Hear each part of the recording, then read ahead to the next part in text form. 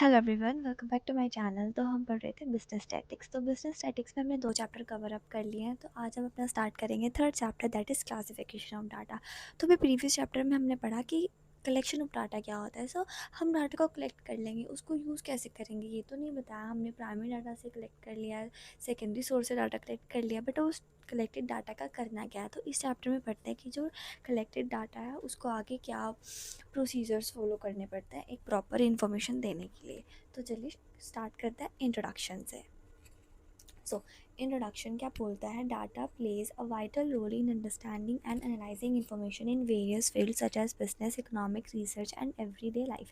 सो जो डाटा होता है वो बहुत ज़्यादा इंपॉर्टेंट रोल प्ले करता है इंफॉर्मेशन प्रोवाइड करने के लिए बिजनेस सेक्टर में, इकोनॉमिक्स, रिसर्च, एवरीडे लाइफ में। हाउएवर जो रो डाटा होता है, जो कलेक्टेड होता है, सर्वे, एक्सपेरिमेंट, ऑब्जर्वेशंस, ये जहाँ जहाँ से डाटा कलेक्ट होता है बहुत ज़्यादा अनऑर्गेनाइज्ड होता है और इंटरप्ट करने में काफ़ी ज़्यादा डिफ़िकल्टी होती है। To make sense this information, इस इन्फॉर्मेशन को एक सेंस में लाने के लिए हमें इसे ऑर्गेनाइज करना पड़ता है systematically. So this process of organising data is called classification of data. So ये जो प्रॉपर एक प्रोसेस होती है डाटा को ऑर्गेनाइज करने की, इसको बोल देते हैं क्लासिफिकेशन ऑफ डाटा। ठीक है।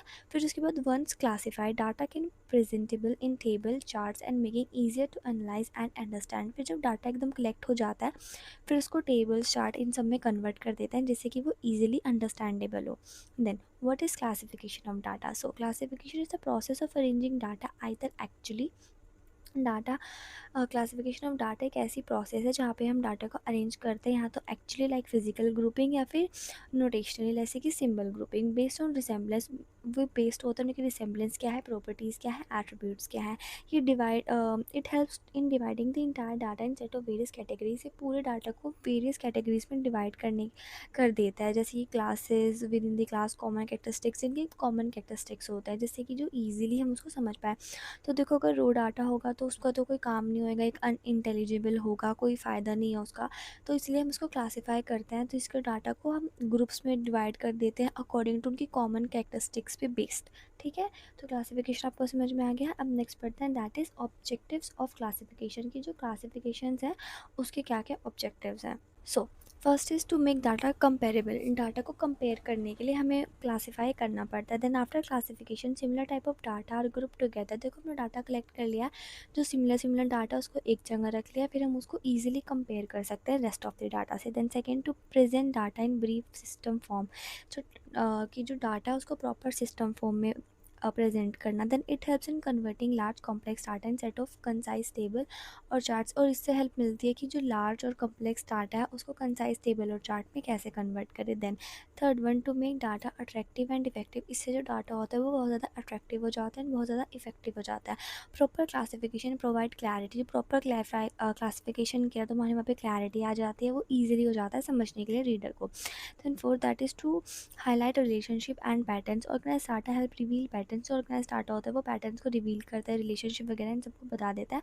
दैट नॉट ऑब्वियस, और अगर रो डाटा तो हम पता ही नहीं लगा पाएंगे। देन जो टाइप्स ऑफ डाटा क्लासिफिकेशन होता है दो बेस पे होता है, एक होता है क्वालिटेटिव, एक होता है क्वांटिटेटिव। सो क्वालिटेटिव कौन सा होता है, जिसमें एट्रीब्यूट्स आते हैं, क्वालिटीज़ आते हैं like colour, brand. And classification कौन सा होता है जब न्यूमेरिकल वैल्यूज़ आती हैं। तो आपको ऑब्जेक्टिव्स पता लग गए हैं क्या है क्लासिफिकेशन के, हम इसको कंपेयर कर सकते हैं, फीचर्स पता लग जाते हैं, हमें ब्रीफ में पता लग जाता है, जो डाटा कलेक्टेड है उसको ईजिली कंपेयर कर सकते हैं। सो अब नेक्स्ट टॉपिक पढ़ते हैं। हम यहाँ पे एक एग्जांपल दिया हुआ है। एग्जांपल डाटा सेट कैसे होता है, कंसाइडर मतलब 20 स्टूडेंट्स थे, हमने उनके फेवरेट सब्जेक्ट लिखे हैं। तो पहले बच्चे का ये था मैथमेटिक्स, साइंस, इंग्लिश, इन सब के है। ठीक है। तो अभी हमारा रो डाटा है। ठीक है। ये कौन सा डाटा है, हमारा रो डाटा है। और हमारा क्लासीफाइड डाटा क्या होगा, फ्रीक्वेंसी निकाल देंगे हम इनकी। मैथमेटिक्स पसंद है 5 को, साइंस पसंद है 7 को एंड इंग्लिश पसंद है 8 को। तो जो टेबल है उसने बताया हुआ है कि फ्रीक्वेंसी क्या है बच्चों की, मतलब कितने बच्चे कौन से सब्जेक्ट को लाइक कर रहे हैं। ठीक है। फिर उसके बाद अब पढ़ते हैं मेथड्स ऑफ क्लासिफिकेशन की। देखो मेथड्स ऑफ क्लासिफिकेशन बेसिकली 4 है, geographical classification, chronological classification, qualitative classification and quantitative classification. So can data can be classified in different way, in nature पे डिपेंड होता है कि उसका पर्पस क्या है, ये जाके डिपेंड होता है आगे जाके। Then first is geographical method. Geographical method क्या होता है, this method classify data according to geographical areas. ये जोग्राफिकल एरियाज पे डिपेंड होता है, जैसे कंट्री क्या है, स्टेट क्या है, डिस्ट्रिक्ट, सिटीज़, इन सब पे डिपेंड डिपेंड करता है। एग्जाम्पल, जैसे कि हमने पॉपुलेशन का डाटा लिया तो महाराष्ट्र में इतनी मिलियन है, देन उत्तर प्रदेश में इतने, तमिलनाडु में इतनी। जो आप ये किसी specific country, state and place वगैरह को लेके जो क्लासिफिकेशंस होते हैं वो जाते हैं आपके जोग्राफिकल मेथड्स में। Then second that is chronological method. तो इस मेथड में क्या होता है, ये आपके टाइम पीरियड पे आता है, लाइक ईयर, मंथ, वीक और डे पे।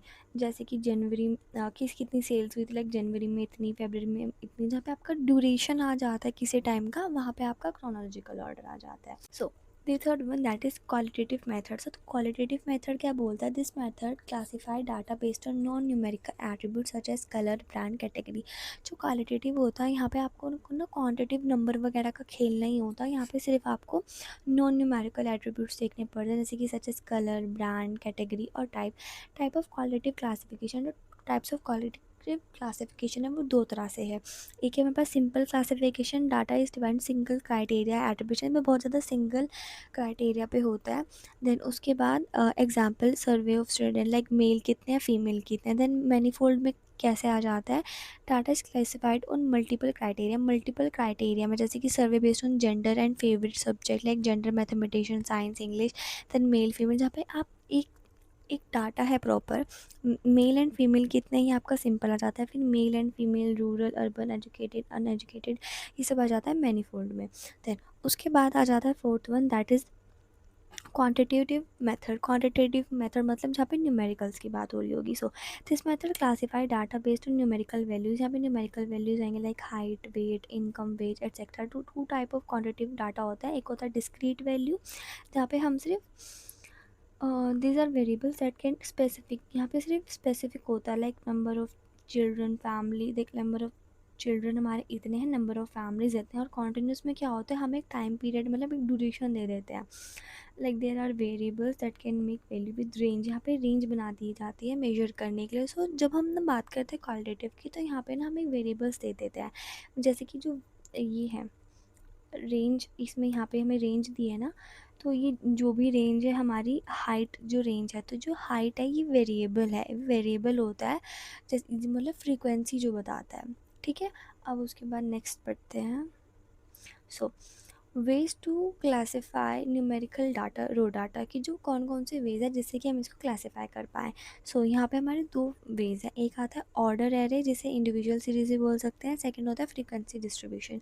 जो फ्रीक्वेंसी डिस्ट्रीब्यूशन है वो फर्दर टू पार्ट्स में डिवाइडेड है, डिस्क्रीट एंड कॉन्टिन्यूस सीरीज में। सो पहला पढ़ते हैं, when you collect raw material data like age, marks, income is often unorganise. जब आप कोई रॉ डाटा कलेक्ट करते हो वो एकदम अनऑर्गेनाइज होता है, तो इसके बहुत ज़्यादा सेवरल वेज होते हैं, आप इसको कैसे ऑर्गेनाइज करोगे। सो फर्स्ट इंडिविजुअल सीरीज, इसे ऑर्डर एरे भी बोलते हैं। In this method all raw data values are arrange in ascending और डिसेंडिंग। ये जो सारा रो डाटा होगा हम उसको असेंडिंग या डिसेंडिंग ऑर्डर में लिस्ट कर देंगे। ठीक है, जैसे कि एग्जांपल था 10 स्टूडेंट्स से उनका रिजल्ट ये आया था, बट हम इसको इंडिविजुअल सीरीज़ में ऐसे कन्वर्ट कर देंगे। देन आ जाएगा फ्रीक्वेंसी डिस्ट्रीब्यूशन। ये फ्रीक्वेंसी डिस्ट्रीब्यूशन क्या है, so frequency distribution is a method where data is grouped into category. जो डाटा होगा यहाँ पे कैटेगरीज और क्लासेस में डिवाइड हो जाएगा। There are two main types, इसके टू मेन टाइप्स है। First is discrete frequency distribution, जिसे डिस्क्रीट सीरीज ही बोलते हैं। Used when data consist of discrete series, में डिस्क्रीट सीरीज आती है, मतलब कि वेरिएबल टेक्स्ट यहाँ पे सिर्फ स्पेसिफिक वैल्यूज़ आती हैं 1 2 3 4 5 6 ऐसे करके। ठीक है, अब कॉन्टिन्यूस में पढ़ते हैं। सो जो हमारी कॉन्टिन्यूस फ्रीक्वेंसी डिस्ट्रीब्यूशन है, यहाँ पे हमारी कॉन्टिन्यूस सीरीज़ आती है। यूज व्हेन डाटा कंसिस्ट, यहाँ पे बहुत ज़्यादा वेरिएबल्स होते हैं, जब रेंज होती है तब आती है। जैसे कि यहाँ पे हाइट दी हुई है, नंबर ऑफ़ स्टूडेंट दिए हुए हैं, तो जो हमारी ये है ड्यूरेशन दिया हुआ है, ये आता है हमारा कॉन्टिन्यूस में। So in this method useful when dealing large, यहाँ पे जब आपको लार्ज डाटा को हैंडल करना हो, यहाँ पे वो तब यूज़ आता है। सो यहाँ पे कुछ इसकी यूज़फुल टर्म्स होती हैं, वो पढ़ लेते हैं कि यूज़फुल टर्म कौन कौन सी हैं। So first is class interval. Class interval होता है इनका जो ड्यूरेशन होता है, जो रेंज होती है, जैसे कि 150 टू 155 सेंटीमीटर।